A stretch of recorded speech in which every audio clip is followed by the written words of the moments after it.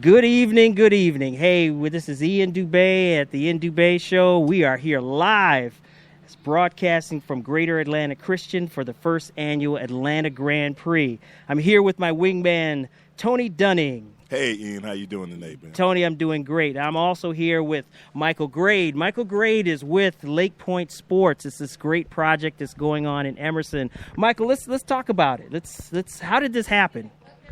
Well, there were actually, Ian, there were two groups that were working on a similar project, both in the Atlanta area, and we got put together by our common architects. And what we're creating is a 1,300-acre, mainly a youth sports destination that will be the largest tournament vacation destination anywhere in the world.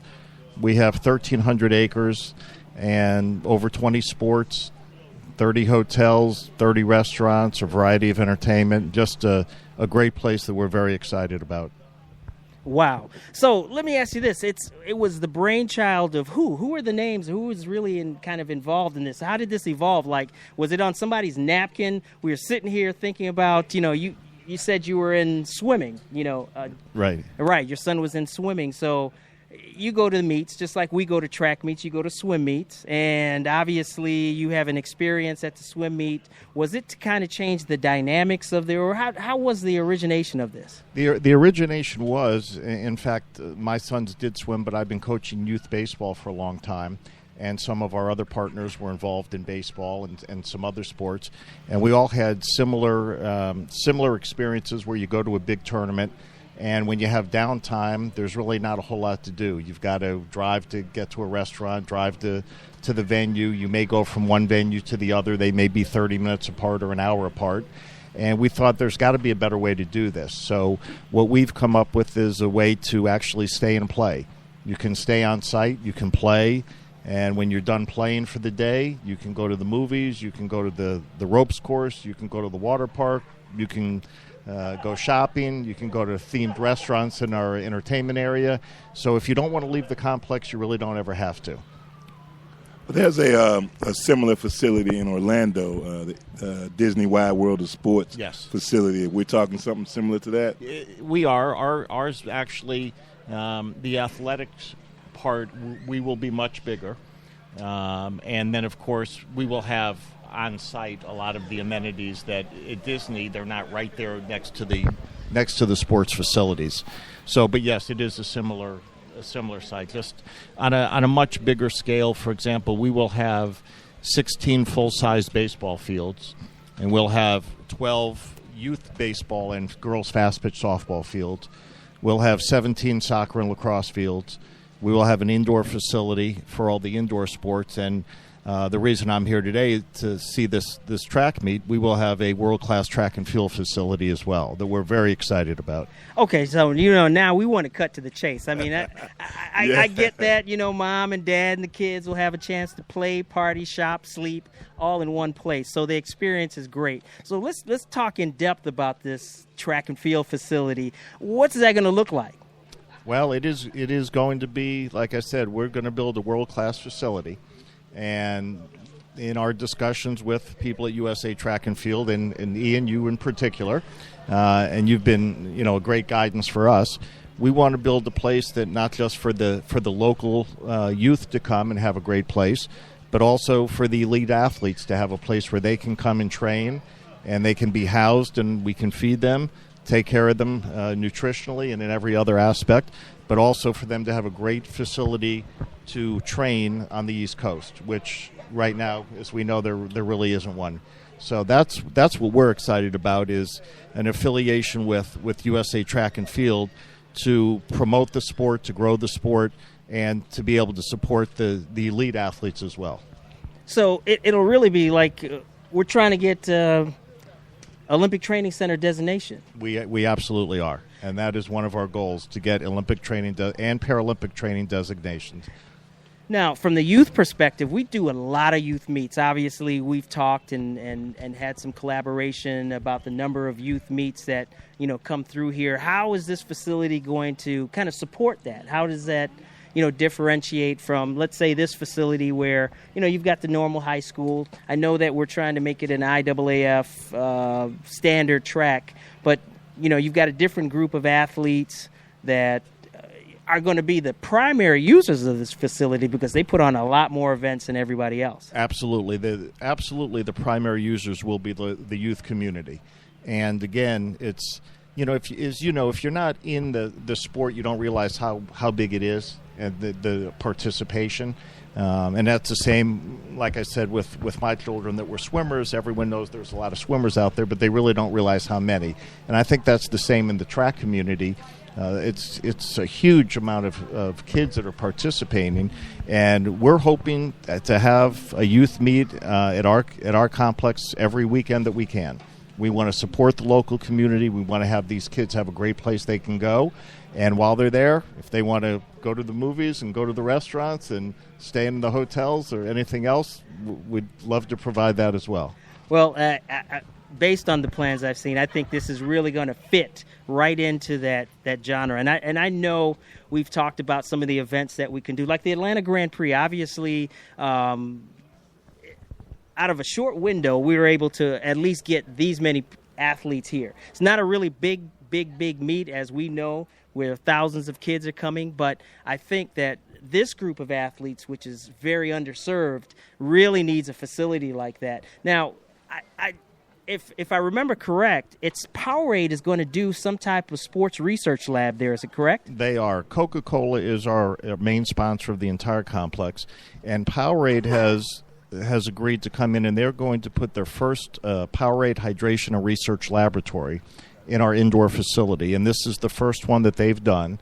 And we are very, very excited because, again, we want to serve the total athlete. And so if we can have a research component that helps athletes to learn about hydration and concussions and all those things that will help them be better athletes, that's what we're really excited about that. So having Powerade and being the site of their first laboratory is something that we're really proud of. Right. I guess it's those Coke roots right here in the backyard. So, absolutely. I mean, Tony, from the youth perspective, what do you see?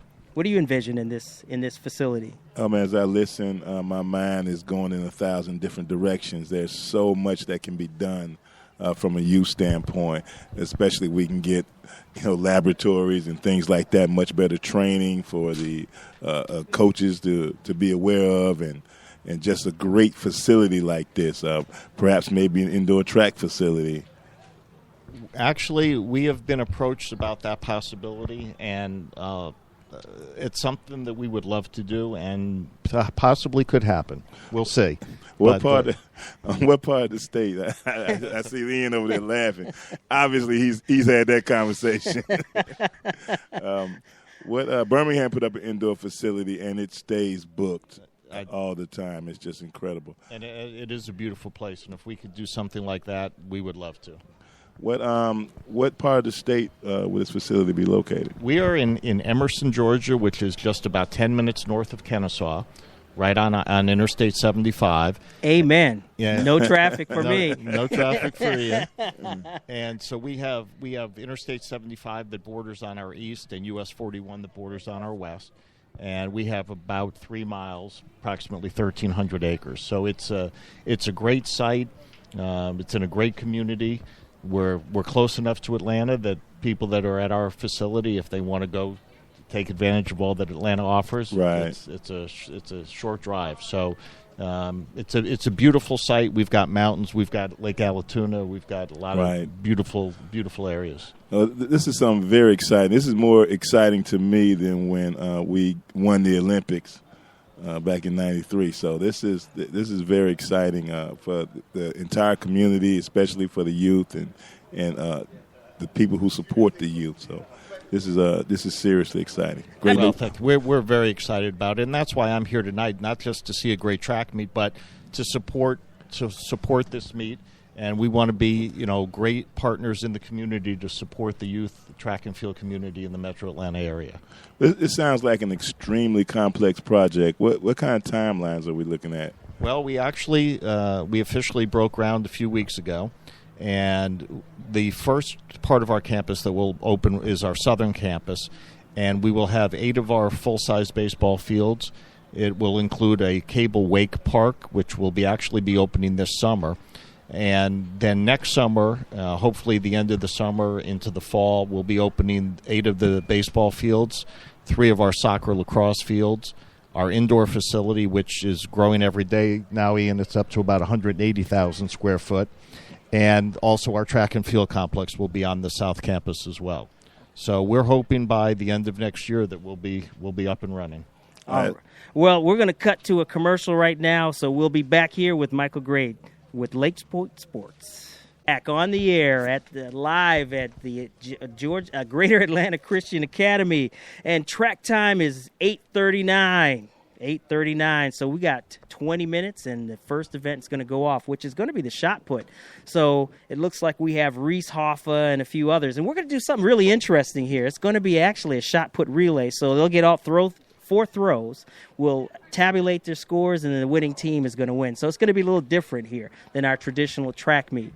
And then about 6:30, is that correct, Tony? What's the first event on the track? First event on the track will be at 7, actually. So the first event on the track is going to be at 7. So 7:25. So what do we have looking forward to at 7:25? It's going to be the professional women in the 400-meter hurdles. Should be a great field. So who do we have on the field right now? In the 400-meter hurdles, professional women, they're going to run a couple of heats. And I know Paul Doyle was out here this morning toiling away, making sure that the hurdle marks were on the track, as well as we know that we're running by the USA Track and Field rules. We had to use, what was it? They had to make sure that there was a 1,500-meter mark because normally in high school those kids run 1,600 meters, so that was different. And so in order for us to make sure that we kept our sanctioning, we kept it there. Now, Michael, while Tony's looking up the flights here, when is the track going to be open for competition? When do you envision that happening? Well, as I said, Ian, we are hoping that the Cable Wake Park will open late this summer. That'll be our first venue. Okay. And then next year we will be opening 8 of the baseball fields, 3 of the soccer lacrosse fields, and then the indoor facility and the track and field. We're hoping the baseball will probably come on first because doing the baseball field's a little easier. Right. But the indoor and the track and field venue we hope to be operating, ready to go late fall or fall of 2014. So fall of 14. So 15, course, we're ready to rock and roll. Absolutely. You know, with construction and weather, you never know. But absolutely, 15 will be ready to rock and roll. Oh, I'm excited about that. Oh, boy.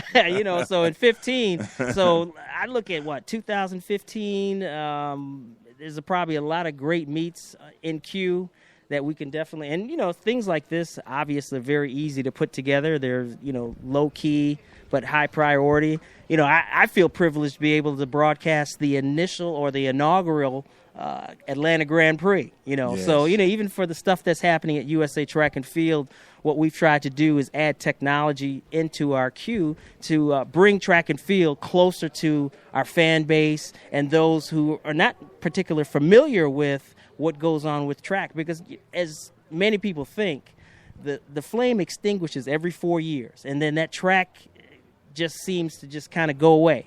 But for us, coaches and people that are involved in track and field, it seems we're back to work. It never goes away. Exactly. It's almost like coming on the track on Monday, and we go back to work. And we're spending every movement, every lift, every jump, every throw, every injury in taking the next step and making that next Olympic team, that world championship team, that next junior Olympic team, all those different teams that we achieve to go in. Every step, every movement counts. So it's always great to have a facility to support that. Yes, as you know, Ian, there are a lot of great USATF national events that we haven't been able to bring to Atlanta because we have not had the facility. So hopefully this will open up some of those doors. Oh, yeah, I plan to work hard with these guys to make sure that we bring as many events in here as possible. Hey, for us, I'm just going to tell you, it just saves us some money, so we don't have to travel as far and as much. But we want to be able to utilize the amenities that are there because, you think about it. You got Whitewater, yeah. You got Six Flags, but you don't have a facility where not only can we watch our sons and daughters run, friends and families run, but we also can bring grandma and grandpa, and they can go shopping, they can play, go to the wakeboard, or if the other siblings aren't really happy with watching track all day, they can go to the other amenities and enjoy those. And obviously that helps bring tourism, because I remember that at the kickoff, there were a lot of the locals in Emerson that were really excited about the presence of Lake Point sports being there. So that that just ended up being a really great thing for us.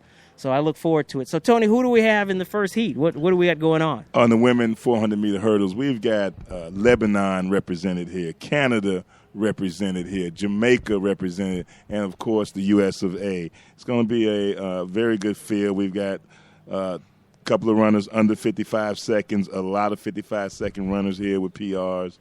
Nikisha Wilson from Jamaica, she was the Jamaican national champion a few years ago. So we've got some there's going to be some great competition here. And as you know, the 400-meter hurdles is a grueling type of event, one of the toughest events on the track. So it's going to be a great event to start with on the track. So you probably coached that before, right? Here and there. So tell me some of the athletes that you've coached. Actually, I coached an athlete. We went to the Olympic trials last year and ran the 400-meter hurdles. Mr. Trey Charles, one of those great high school Georgia athletes around that have came through over the past decade or so. And, we've had some great ones here. Angelo Taylor, Big Angelo is from Atlanta here. He's a great 400-meter hurdler. I see the junior Olympic national record holder around here, also from Georgia. So we've had some great Georgia athletes and some great 400-meter hurdle races, and we look forward to doing that even further. All right. Well, I see I see Jerron, I see William Wynn. I'm looking out here, Mr. William Wynn. Yeah, William Wynn is the junior Olympic national record holder for young men, running a very fast 52, low, I believe, 51, when he was in high school here in Georgia. So we've been through some quite a bit of wars and quite a bit of great athletes here in Georgia. All right. Well, Michael, thank you very much for spending a little time with us and getting us to know Lake Point sports. It's official. I'm excited. It's on paper. It's in the air. We're broadcasting live here at the Atlanta Grand Prix. I hope you learn a few things, and definitely I want to get with you very soon, and let's talk about next steps and moving forward. Yeah, Mike, you need to get back to work, man. Go get some overtime in. Well, thanks, guys, and like I said, we're thrilled to be here and be a part of the track and field community here in the Atlanta area. All right. Thank you very much, Michael. Thanks, Michael. All right, man, we have the pleasure of having the Olympic coach, Mr. Track and Field himself, St. Augustine's College, George Williams, Olympic coach, national champion. How many national championships now? Last time I looked on that ring, there was I think St. Augustine's, we at 33 now. And wow. And this year you whipped up on a few people indoor, right? Yes, we got lucky again, 33 years we've been getting lucky. And, I guess it's pretty lucky to run 3:02 at Penn Relays early in the year, one of the fastest times in the world. So to me it seems like, what? This is luck? Yeah, well, Ian, you and I go way back. You were in my level 1 class, and you've done a lot with a lot of these students down here. And it's all about a relationship and about kids who want to do something and want to run fast. So it ain't about me as a coach, it's me as a person. And having a great facility down there, Coach, and a great location doesn't hurt, does it? Thank you. I appreciate that. Well, I look at it this way, George. First of all, I want to thank you for you're a mentor of mine. When I look at it, you're like the old lion, and here we're still like the young cub, still trying to knock off the old lion. It seems like you're one of those programs that every time people want to count you out, he puts that old few rounds in the chamber. Next thing you know, man, where'd this guy come from? Hold up. And what it was amazing to me, I'm sitting here, there's 100,000 fans in Philadelphia, and St. Augustine's College in this, the 4x1 and the Right. 4x2 and the 4x4. And I'm like, this is a Division II program Right. that obviously doesn't have the Texas A&M money, but every single year it seems like if it's not the men, it's the women. It's not the men, it's the women. I could sit here and watch Joy. I said, well, hold up, how's he doing? I'm gonna actually have to change my reticency for maybe about 2 months just to come up and steal some of the secrets. Well, it's no secret.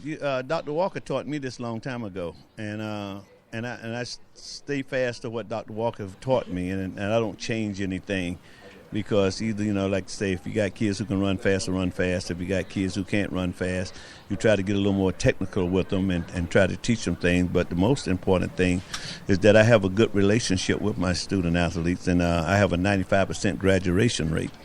And so they come to St. Aug, first of all, academics, track and field, and a controlled social life. And it's worked all this time. I've been there. This is my 38th year there, coaching track and field, and I've graduated a lot of kids out doing things. I have 15 former student athletes that's coaching in D1. And they're always trying to beat the old man, but they know I always got something up my sleeve.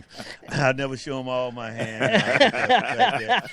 They will whip me. I remember I was talking to Kia Davis at Ben Ray. She's at Pitt now, boy. She's saying, oh, I'm going to get him.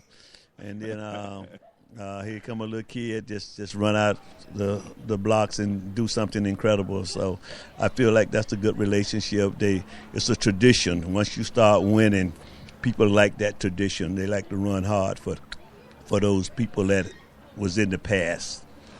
Well, we're going to cut to a commercial, and we'll come back right again with the great one, George Williams. Thank you. All right, we're back on the air with the great George Williams and my wingman today, Tony Dunning. Tony? Go ahead. We're here with the great George Williams. Now, George, your background, you're a basketball player. You're from Miami, right? Right. So now how does a basketball coach and a basketball player, coming from Miami, get to St. Augustine? Well, see, it helped me out a lot, because I was a basketball player. And when I got a chance to coach track, I ran track in high school. And I was a basketball player who happened to run track. Now I get track people who happen to play basketball or play football. Yeah. So it's a big difference. You have to have people who run track, and a lot of people think they can get the football players and the basketball players to come out and make a track program, but you can't. You get track people who happen to play those sports, not those sports that happen to run track. That's not the way it works, and I see a lot of coaches try to do that, and it doesn't work. Because I have a kid now that he's a football player, and the pros are all over him, but he's the track guy. I happen to play football, but he runs a 4.2, 4.3 40. So, and he can catch, and he can play defense. So you have to look and see what kind of athletes you're really using. And now, so if we can get some of our track people who happen to play football back, I think we have one of the best teams. So someone asked me the other day, said, well, we got 350 million people. Why we're not beating Usain Bolt? I said, because because Randy Moss and LeBron James they get $100 million a year. Right. So those guys who can run fast is happening in another sport, in football or basketball. Now, what do you think we can do to start keeping some of those athletes? I mean, it seems like we get these athletes real fast. I mean, they're coming in and running these 4.1 40s. The pros are throwing in these signing bonuses. And, you get kids like Jeff Demps. Jeff Demps came back to track from football. Right. I just saw him run the other day. So what is it that we can do to try to retain these athletes? Well, I think probably the best thing to do is we got to give them a little more attention, just like everybody like attention. And if we can work with these kids and let them know, and if we can put a little more emphasis in track and field, just like they do over in England, they put all the emphasis in soccer, and if you put a football game over there, then soccer is the sport. But we're an Olympic sport. And so they feel like because we're an Olympic sport that they only need 60 days out of 4 years to deal with us. Until we change that attitude, then we'll always be where we are now.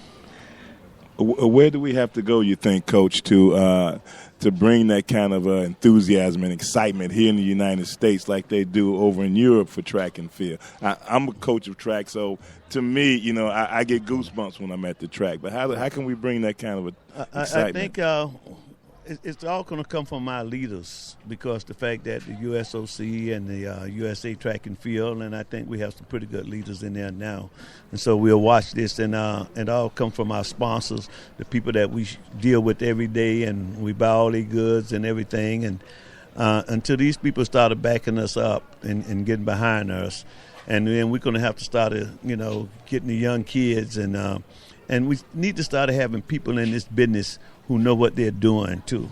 Because we're getting too many parents and everybody trying to be coaches and still leaving the job to the people who are doing the job. And so it's just like any other business. You wouldn't have I know my daddy couldn't run a bank, so I don't have him try to run the bank and save my money. So we need to look at our sport, too, and try to put some kind of rules and regulations on how we have people working with these young people. I know in a lot of countries they do have the training centers, and they'd be very serious about moving athletes to the training center and motivating them and training them in a way that's going to make them successful down the road. I'm not going to comment on the whole parent situation, Coach. Tony, I'm not even this is Ian's show. It's not a comment. It's just I don't mind a parent coaching their own kid, but I think they need to have some kind of discipline. They need to have some kind of education toward it, because as a coach, they always told us, we need to go, we need to study and different things. So if they go and do that and have some kind of certificate or degree in coaching, I don't mind it. But the fact that we just can't just be renegades out there trying to do things. Yeah, I very much agree with you, Coach. I think the lack of experience is probably the biggest culprit here. Unless you've been there, and I know you've seen it all, but you really need to see it all before you really start getting too deeply involved in raising a young person up in the track world and make sure you're doing the right things. Right, Tony. And I've been around a long time. I mean, a long time. And I love this sport. I'm like you, Tony. We get goosebumps every time they say track and field, because we want these young people with that talent. See, the thing about coaching, I can't give a kid talent. Tony can't give anybody talent. But we can take that talent and discipline that talent. But the fact is that they have the right parents, and the right parents have the fast twitch fibers, and they're coming up and they're doing the things that they need to do. But you also can mess up that talent, and that's just what happened to a lot of good talents, because a lot of kids, they get messed up early. They don't want any part of the sport anymore. Right. But try to get too much too soon, and when it really counts. This is true. It's a real discipline sports. Well, and I agree with you, because I know earlier when you made that statement, Tony and I kind of gave this laugh, because I know that the sport has changed since probably you started coaching. You've started to see more parental involvement, but it seems like that parental involvement was the wrong parental involvement, because they didn't understand the dynamics of the coaching, and I truly respect. And like I say, I came under you. Right. I remember going to that level 1 school at Georgia Tech. And I remember having those conversations with you, and I was like, there's something special about him. And this is prior to you being picked as the Olympic. It was 1985 or 6 or somewhere like that. I mean, this is where I just started coaching collegiately, and I had no clue. Right. And it's kind of funny when I look back and say, after all this time I've spent, coaching and learning the craft and watching, successful coaches like you, and trying to steal what I can steal from you, whatever it was. If it was sitting in those late conversations when everybody had a little light conversation, the John Smiths of the world, the Bobby Curses, just sitting there saying nothing, because I felt privileged, or I feel privileged every time I'm in the presence and honor of having such great coaches, pedigree coaches that have resumes, that have athletes on the podium level coaches. And that's what I see. It goes past the level 1, the level 2 type stuff. It goes to put the proofs in the pudding. I see it right there on the track, and that's what I appreciate. Right. And that's what's happening now. You get none young coaches to come up to me and talk to me like you used to do. You don't have that many. When I started out, I talked to Dr. Walker, because he was a great coach. I talked to Brooke Johnson. And then sometime when we go to Europe, Bobby and I and John, and we all get together and go over stuff, Curtis Fry. But it don't happen now with the young people. I think they know everything, but the one thing they'll never understand, I don't care how many 400s you run, or 600s, or 200s, or 300s, If you don't know the application, you're done. And what do you think about the trend here from time to time? I see coaches, I mean, even athletes, trying to coach themselves. And that always seems to be a disaster. It's just like anything else, you know. You have to probably find people kind of like me, you know. I coach for fun. I coach because I like it. I don't coach for the dollar bill or what you going to pay me or how much you going to pay me. If you ask from Bashan Jackson, Bat, all those guys, and Shannon and these people I coach now, I don't coach them for the money. Because if they make money, they're going to take care of their coach. I know that. But if you don't make money, how can you take care of yourself? So I just go ahead and I work with them, and I go on because it's been good to me. I've made a lot of money in track and field, so now I'm giving back. And so some of us learn how to give back instead of being greedy about the sport, then it's not going to happen. Now let me ask you this, and giving back, and how can – especially young athletes. You see them try to come up in the sport, and what happens is they struggle financially. How is it an athlete can be successful in perfecting their craft, and how can they, survive? Yeah, because the people who don't have a job and don't go and get a job are the people that you have to worry about, because the fact that I have a job, I always worked all my life. So coaching these young people is not my job. It's my hobby. It's something that I like. And now you're trying to get people to try to make this a job. You cannot make this a job. You have to get you a regular job and make this a part of your hobby. Then eventually, once you succeed and they succeed, then it's a whole different ball game. And this is the problem. Everybody thinks that one good kid can make them rich. This is the wrong business. They got to understand you have to give back to the area and to the kids, and you'll be fine. I mean, I've been giving back all my life, and now I can bet you any kind of money. My wife and I are doing very well. Mm-hmm. And now let me ask you this. You've been able to balance it. When you say this is a hobby, you started off, you've been AD at St. Aug's. You've been head track coach. You probably drove the bus a few times. I mean, how were you able to balance all these activities and still put kids on the podium? Get people that believe in you and believe in what you're doing. And you have to get the right people. You have to get people that and you have to understand certain people. So when I hire somebody who wants to be successful. I don't hire anybody who just want to have a job and be around. I don't like people just like to hang around. I like people who want to do the same thing or better than what I've done. And those are the kind of people you have around you. But when you have somebody who just want to be successful and hang around and just want to be a part of something instead of being that something, then you have a problem.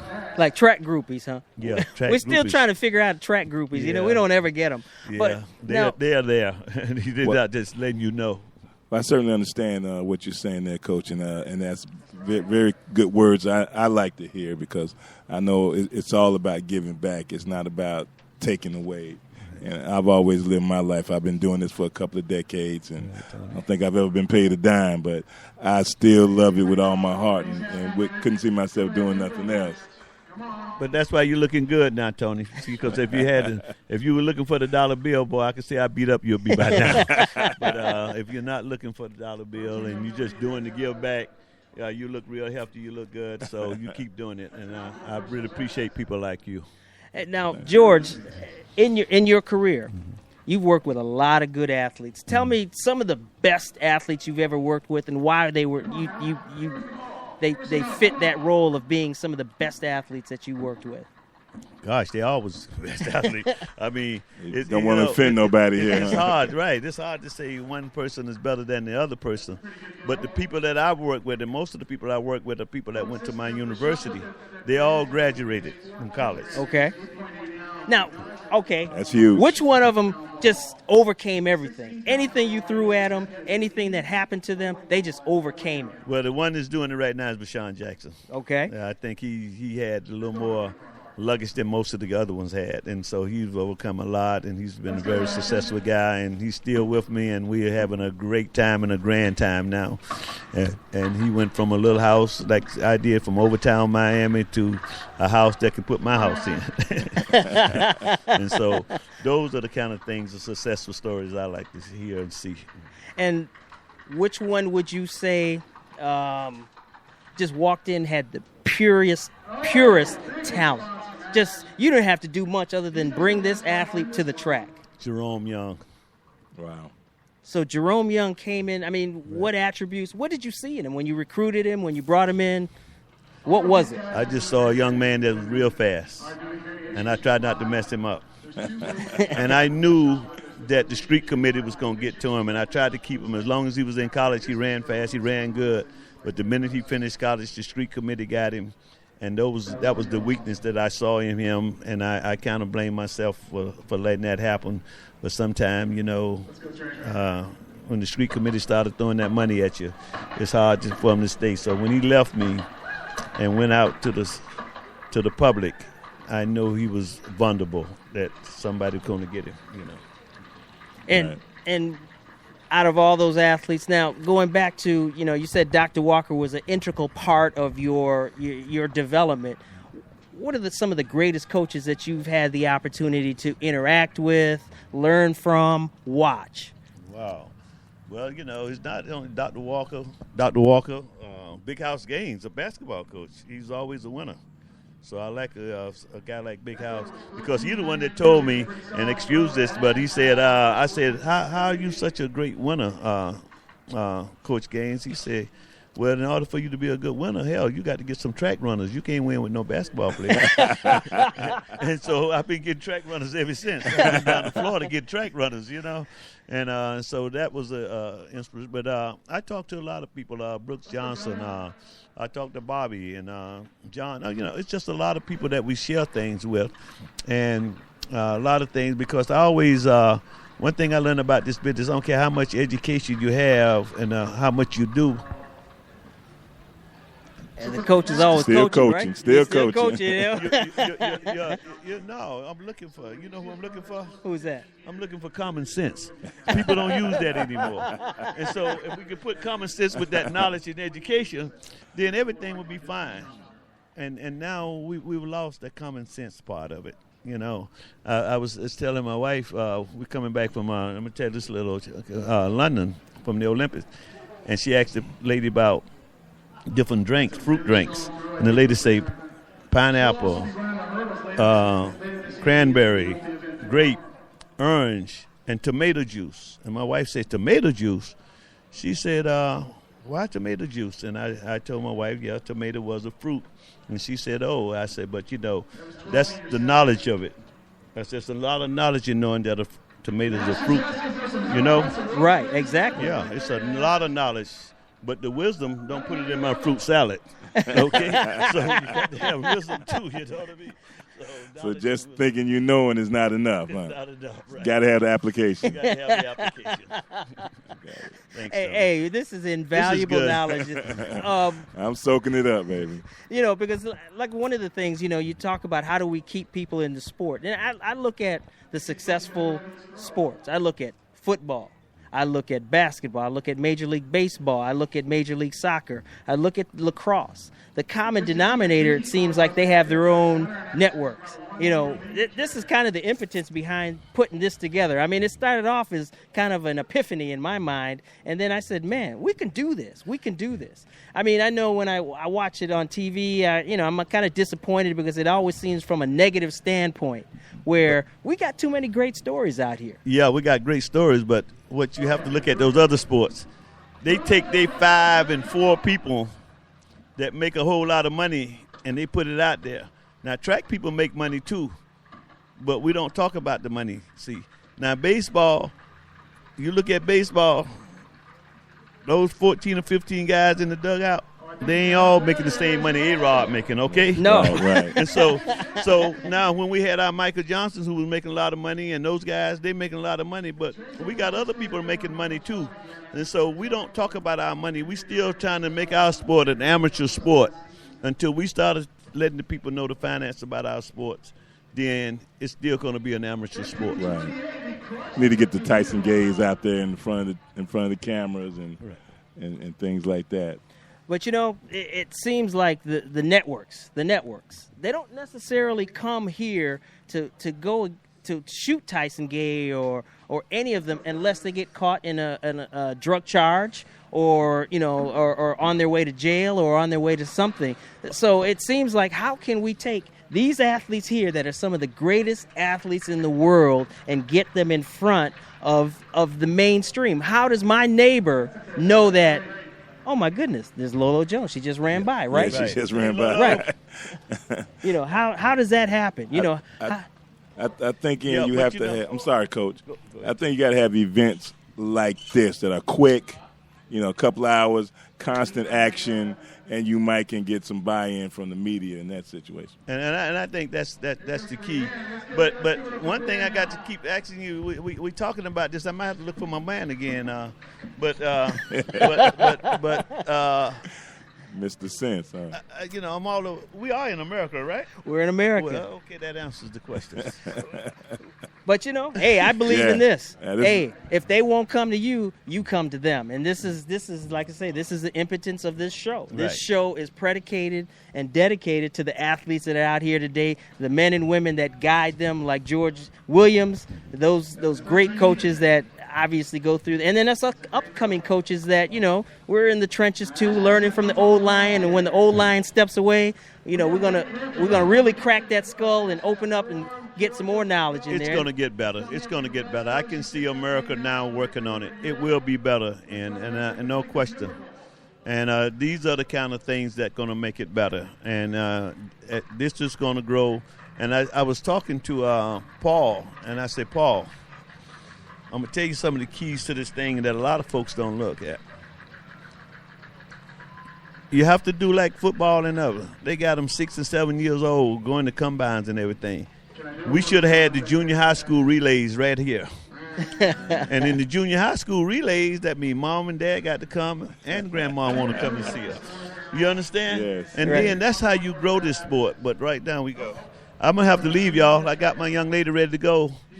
Shanna ready to get out there and run this 400 meters, and so Miss Cox is happy. So let me get her together, okay? George, thank you very much for spending a little time with us and getting ready to go. So George Williams, coach extraordinaire, it was great to have him on the show. So it looks like the meet is getting ready to start. Tony, what do we got on the line?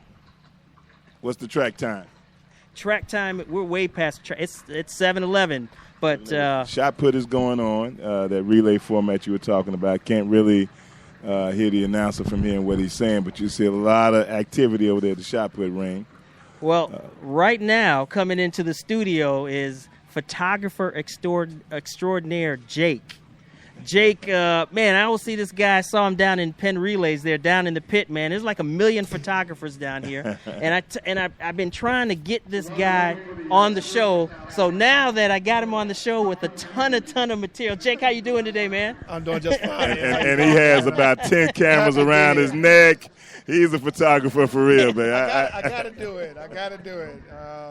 To capture the events that you want to capture, the way you want to capture it, you have to have multiple cameras, video. You got to have it all. So you can move in a moment's notice, huh? Exactly. This is a fast sport. You're right. Oh, yeah. You got remotes and everything. So, Jake, Core 360. Yes, sir. We're just sitting here talking about how we're going to get this sport, moving. And, man, this is just an awesome picture. Sitting right here on the Core 360 magazine, and I always look at your pictures on Facebook. Now, quickly, how did you get involved in photography? I actually, I needed something to do. I moved to a small town. I needed something to do, and I just kind of picked it up as a hobby. And then some of the young men in the church were competing in football, and I like football, so I took my camera out there and started taking pictures, and it just kind of went from there, and here I am 16 years later still doing it and publishing magazines. So pretty much, Jake, I'm looking at your magazine here, man. You've got some great photos of these athletes. Thank you. Man, this gives me goose pimples to see. I mean, look at this magazine. I mean, Tony, take a look here. Tony's my wingman today, and we're getting ready to go off in about 15 seconds. and we're going to restart this again. And this has been incredible because I've been able to talk to George Williams, some great athletes, and we don't get to talk to the guys that are behind the picture, that $1 million shot. So we're going to shut down for a moment, and we're going to come back in just a few. Yes, I was at this meet, man. Yes, sir. Come on, guys. Hey, Ken.